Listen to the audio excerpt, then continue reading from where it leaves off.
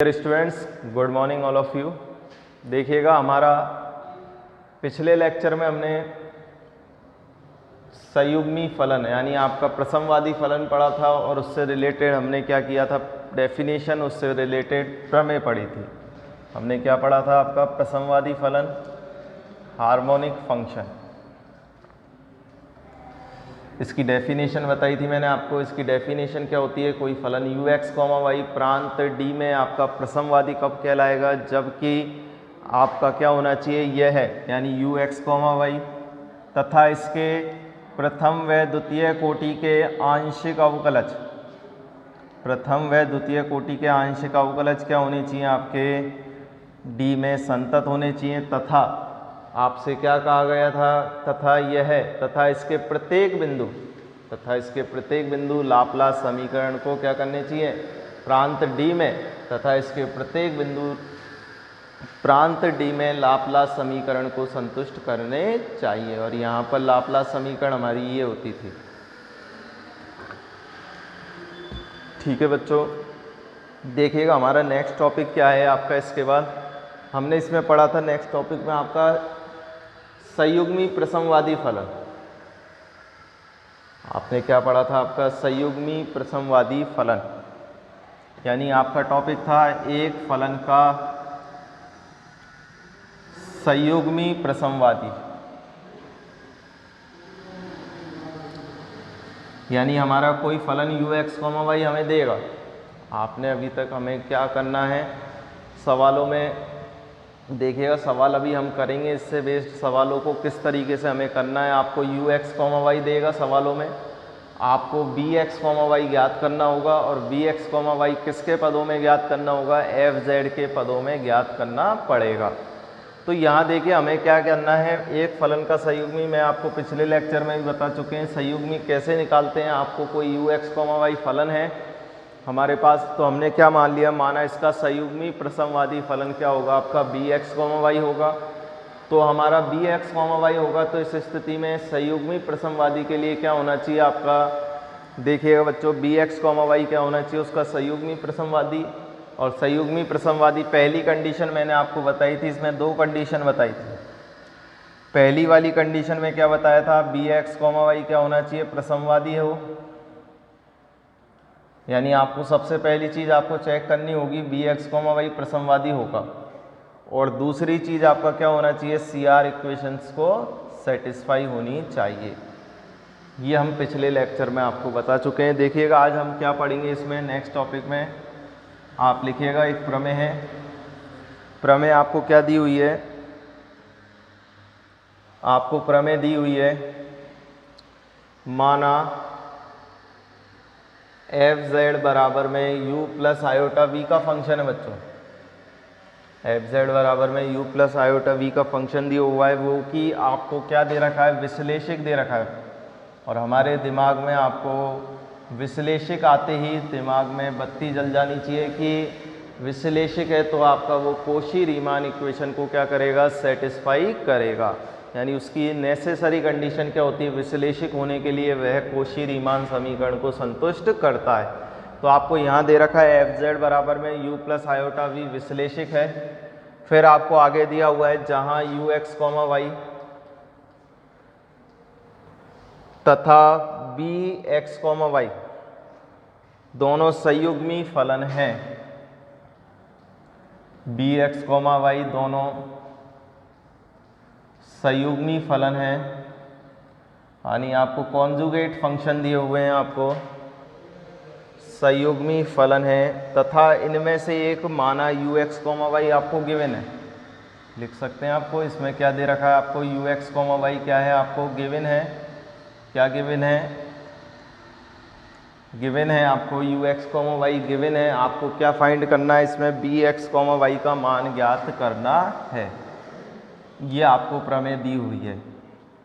क्या दे रखी है, प्रमेय में आपको fz दिया हुआ है, fz बराबर में u प्लस आयोटा v आपका विश्लेषिक दिया हुआ है। यहाँ आपको ux, y, bx, y दोनों क्या हैं, आपके एक संयुग्मी फलन है।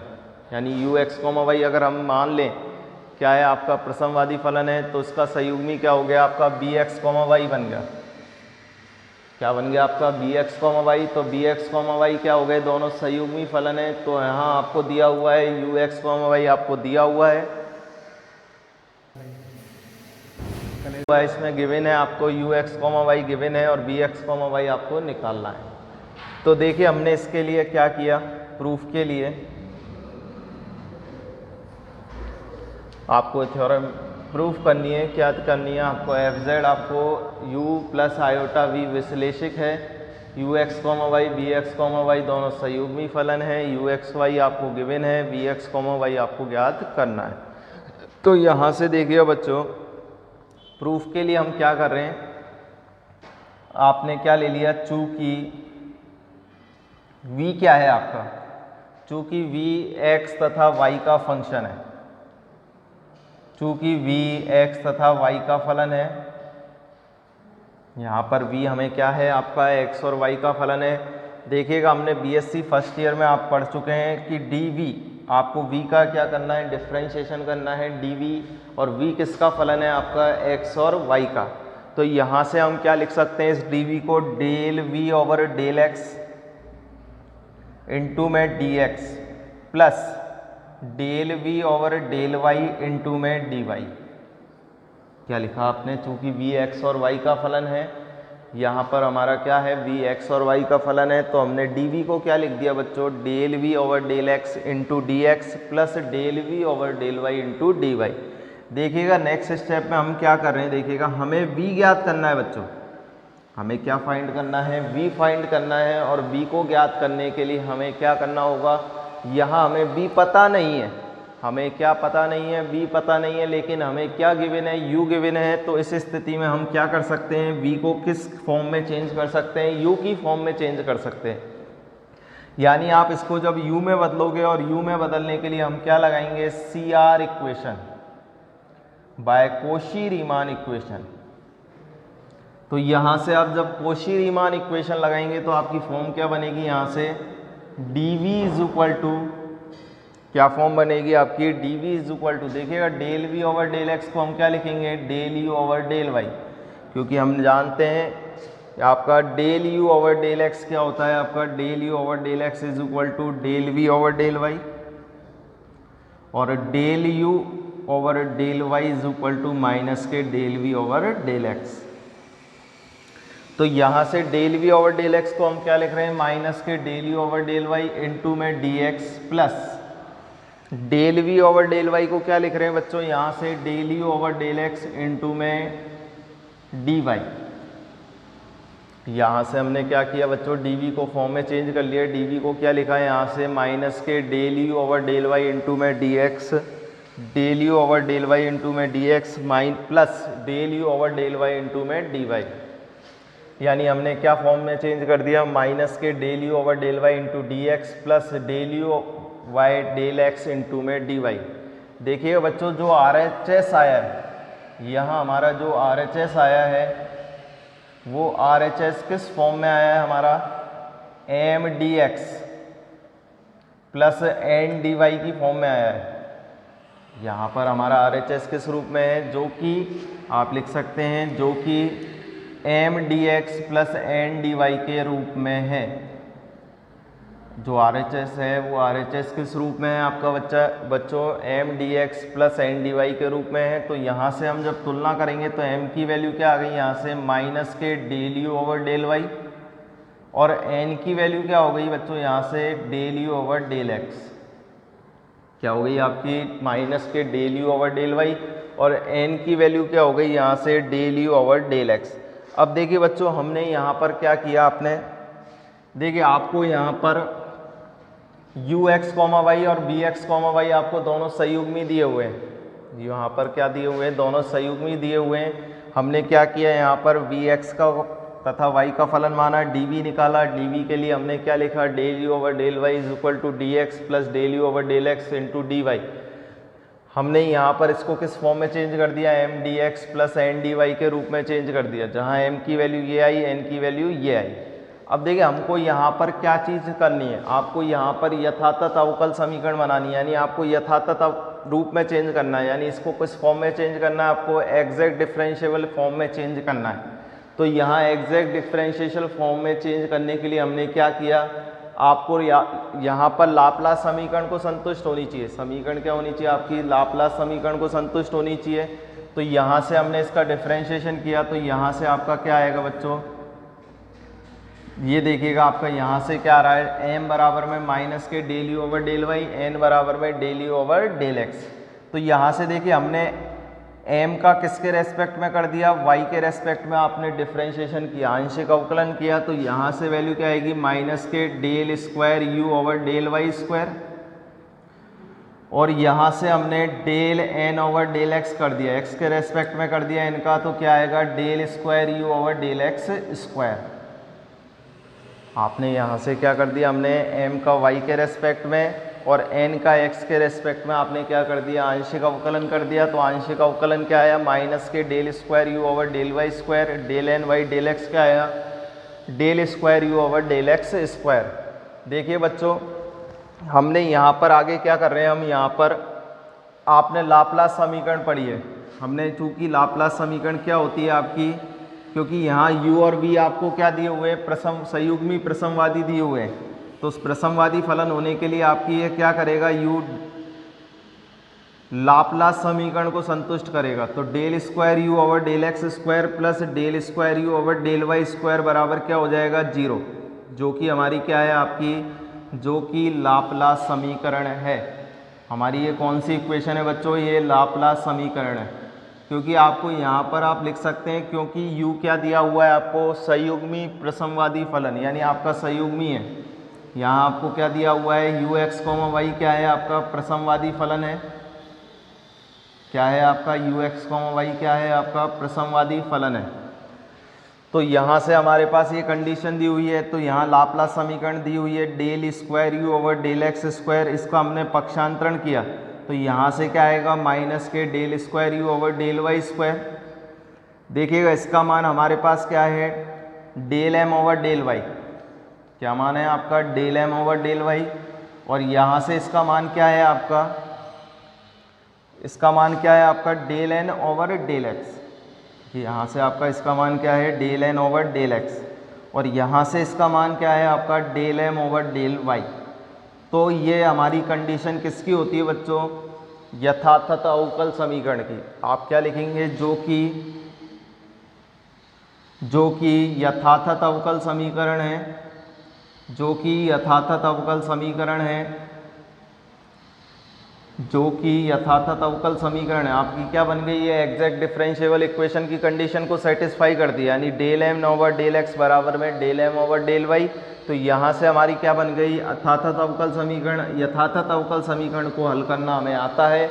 हम क्या करेंगे, यथातथ अवकल समीकरण बनाने के बाद उसको क्या करेंगे, उसको सॉल्व करेंगे। सॉल्व करने के लिए हम क्या करेंगे, जो dv है, ये जो dv है यानी इक्वेशन नंबर फर्स्ट है, जो हमारी इक्वेशन नंबर फर्स्ट है, इस इक्वेशन नंबर फर्स्ट का हम क्या कर देंगे, इंटीग्रेशन कर देंगे। क्या कर देंगे हम, इंटीग्रेशन, और इंटीग्रेशन करके हम क्या निकाल लेंगे, v का मान ज्ञात कर लेंगे। इस तरीके से हमें इस थ्योरम को प्रूफ करना होगा।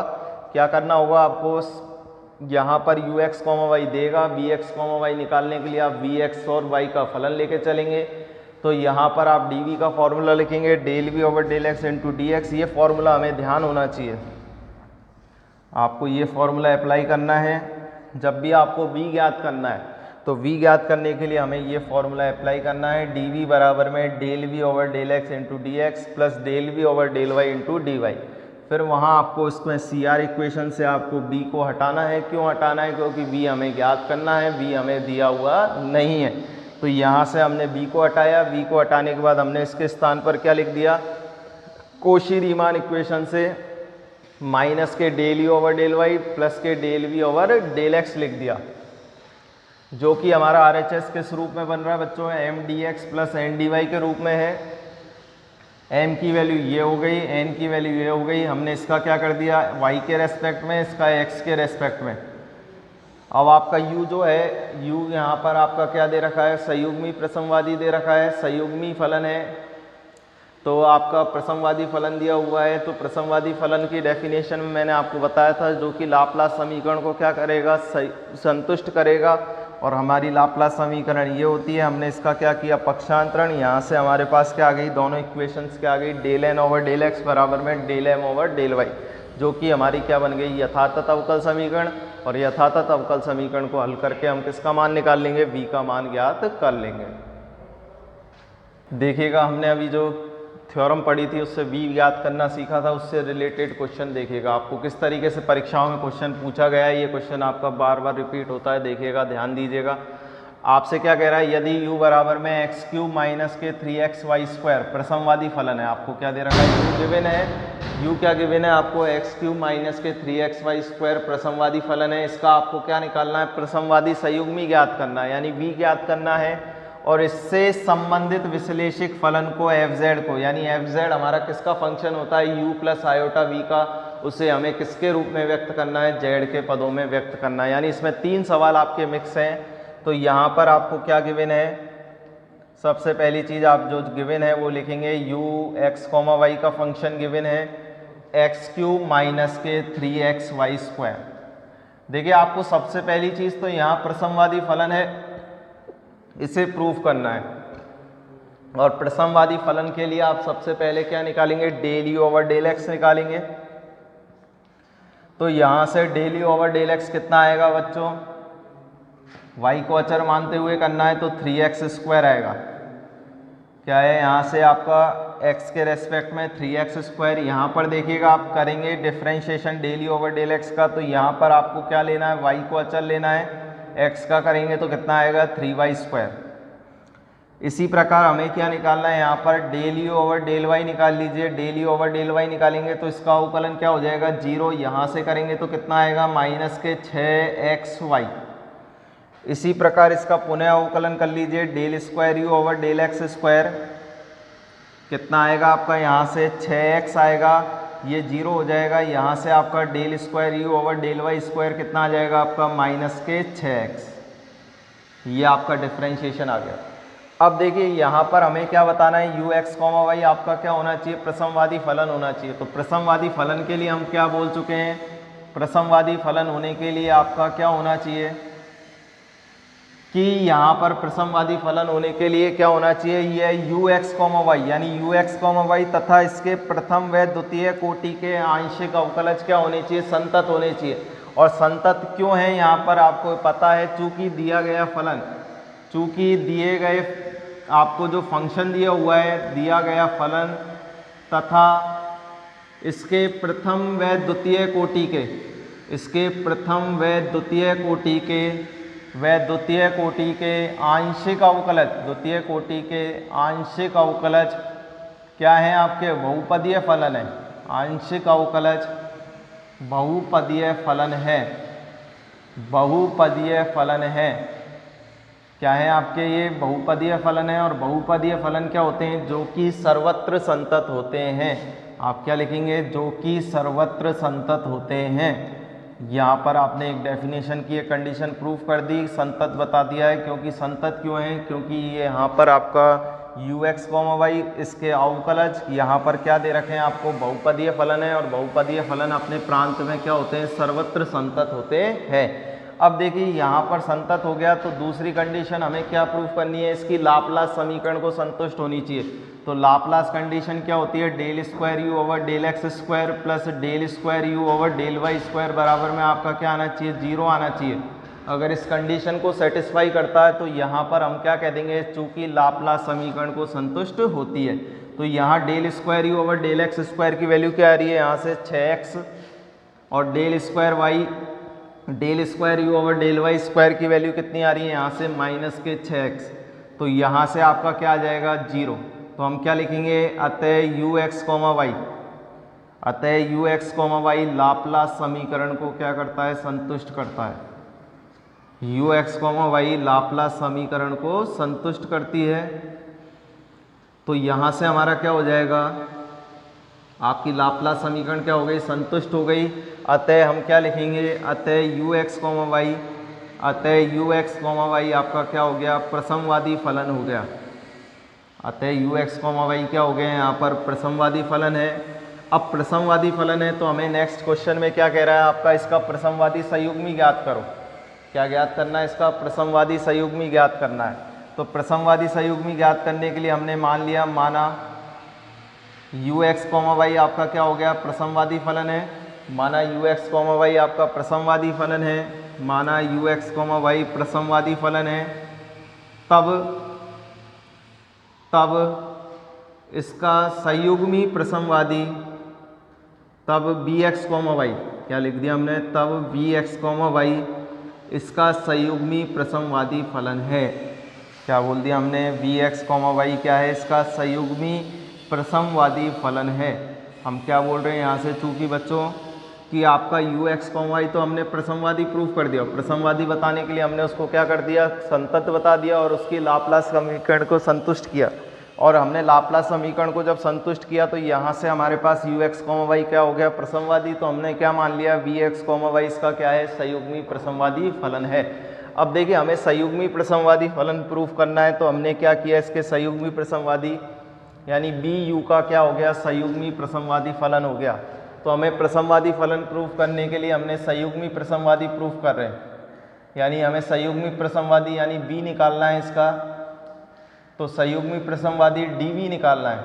आप सबसे पहले क्या लिखेंगे? dv, क्योंकि v किसका फलन है? आपका x और y का। तो dv लिखेंगे, तो dv क्या लिखेंगे यहाँ से? Del v over del x into में dx plus del v over del y into में dy। ये फॉर्मूला हमने अप्लाई किया है। यहाँ पर हमें b ज्ञात नहीं है, हमें क्या ज्ञात है? u ज्ञात है। तो यहाँ से हमने क्या लगा दी? CR इक्वेशन अप्लाई की। और CR इक्वेशन अप्लाई करेंगे तो यहाँ से del v over del x के स्थान पर क्या लिखेंगे? माइनस के del u over del y into में dx। और यहाँ से क्या लिखेंगे? Del u over del x into में dy। ये आपने क्या कर दिया? v लिख दिया, dv बराबर में ये। अब देखिए बच्चों यहाँ से dv बराबर में आपको इसका मान हम निकाल चुके हैं। माइनस के del u over del y की वैल्यू कितनी आई थी? आपकी del u over del y की वैल्यू आई थी माइनस के 6xy इंटू में dx। और यहाँ से आपकी del u over del x की वैल्यू क्या आई थी? यहाँ से आपकी आई थी 3x स्क्वायर माइनस के 3y स्क्वायर इंटू में dy। ये आपकी वैल्यू आई है यहाँ पर। अब देखिए यहाँ से आपका माइनस माइनस क्या हो जाएगा? प्लस। तो dv बराबर में क्या हो गया? 6xy इंटू में dx plus 3x square minus के 3y स्क्वायर इंटू में dy। हम क्या करेंगे? v ज्ञात करना है, तो v ज्ञात करने के लिए क्या करेंगे? दोनों पक्षों का समाकलन करने पर देखिए जब आप समाकलन करेंगे तो क्या आएगा? इंटीग्रेशन ऑफ dv, क्योंकि dv का इंटीग्रेशन क्या हो जाता है? v integration of 6xy into में dx plus integration of 3x square minus के 3y स्क्वायर इंटू में dy। ये इंटीग्रेशन फॉर्म बनेगी।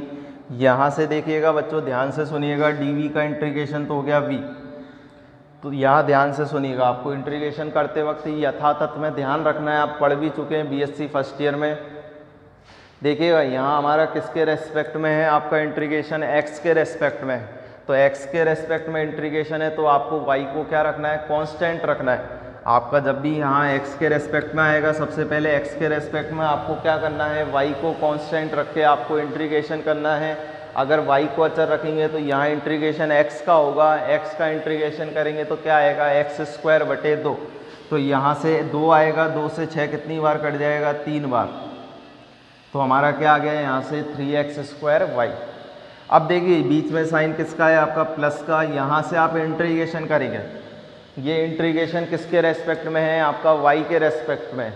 किसके रेस्पेक्ट में है? आपका y के रेस्पेक्ट में है। तो y के रेस्पेक्ट में करते वक्त आपको ध्यान रखना है, क्या ध्यान रखना है? जब भी आप y के रेस्पेक्ट में करेंगे तो y के रेस्पेक्ट में करने के लिए x के किससे करना है? x रहित पदों को छोड़कर, x रहित पदों को छोड़कर, यानी x के रहित पदों को आप क्या कर दीजिए? छोड़ दीजिए। यानी जिसमें x आ रहा है उस x वाले पदों को आप छोड़ दीजिए, बाकी का आपको क्या कर देना है? y के रिस्पेक्ट में आपको इंटीग्रेशन कर देना है। यानी हमें यहाँ पर किसको छोड़ते हुए काम में लेना है? x को छोड़ देना है।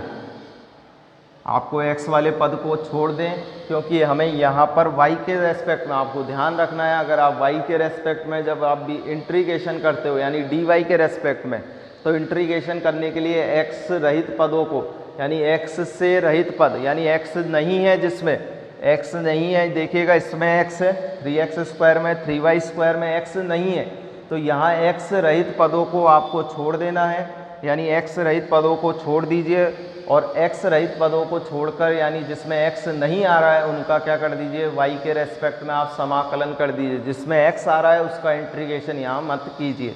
तो यहाँ पर आप इसको जब छोड़ देंगे तो हमें यहाँ पर इंटीग्रेशन किसका करना होगा, 3y² का, और 3y² का कितना आएगा, y³/3, और 3 से 3 कट जाएगा तो यहाँ पर क्या आएगा, -y³ + c।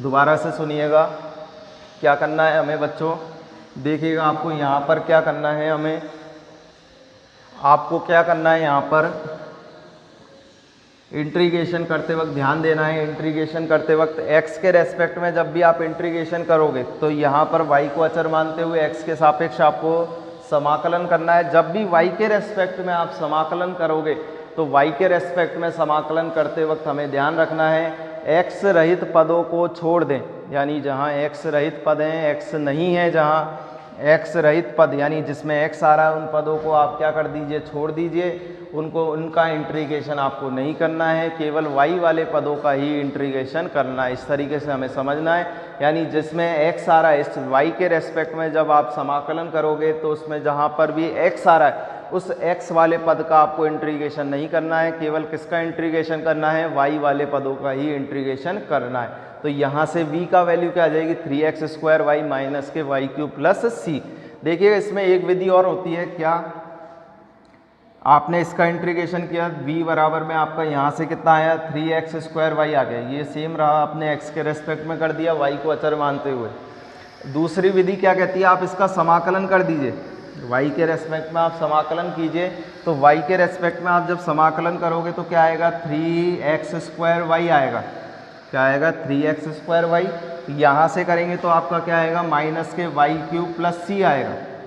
क्या आया बच्चों, 3x² y आया, यहाँ से 3x² y आया, यहाँ से -y³ आया। तो यहाँ एक विधि क्या कहती है, अगर कोई पद पुनः आ जाए यानी आपका कोई पद क्या आ जाए, दोबारा आ जाए, क्योंकि 3x² y आपका क्या आ गया, दोबारा से रिपीट हो गया, तो यहाँ पर हम क्या करते हैं, दोबारा से रिपीट हुए पद को नहीं लिखते हैं, यानी उसको एक पद ही इंक्लूड करते हैं। क्या करेंगे, यहाँ पर हमारा क्या आया, इंटीग्रेशन करने पर 3x² y आया, क्या आया बच्चों, यहाँ पर इंटीग्रेशन करने पर 3x² y आया। तो यहाँ पर हम क्या ध्यान रखेंगे, आप जब भी इंटीग्रेशन कर दोगे तो हमें इंटीग्रेशन करते वक्त ध्यान रखना है कि जो पद पहले आ चुका है, जो पद पहले आ चुका है हमें उसी को ही रखना है, बाद वाले पद को हमें क्या कर देना है, हटा देना है। इस तरीके से हमें इंटीग्रेशन करना है। दोनों ही विधियाँ आप कोई सी विधि को काम में ले सकते हो। तो यहाँ से हमारे पास बच्चों b क्या आ रहा है, 3x² y - y³ + c। आपको समझ में आया। तो यहाँ देखिएगा, दोबारा से सुनिएगा, v का क्या हो गया, v 6xy का क्या हो गया, dx का, dx के रेस्पेक्ट में करेंगे, y को अचर मानेंगे, x का करेंगे, x²/2 आएगा, 6 को 2 कितनी बार कट गया, 3 बार। यहाँ y के रेस्पेक्ट में करेंगे तो y के रेस्पेक्ट में आपको क्या करना है, x रहित पदों को, यानी x जिसमें आ रहा है x रहित पदों का ही आपको क्या करना है, इंटीग्रेशन करना है, यानी x जिसमें नहीं है उन्हीं का आपको क्या करना है, y के रेस्पेक्ट में समाकलन करना है, x वाले पदों का इंटीग्रेशन नहीं करना है। ये हमारा क्या आ गया, v आ गया संयुग्मी। अब हमें क्या निकालना है बच्चों, fz को z के पदों में व्यक्त करना है।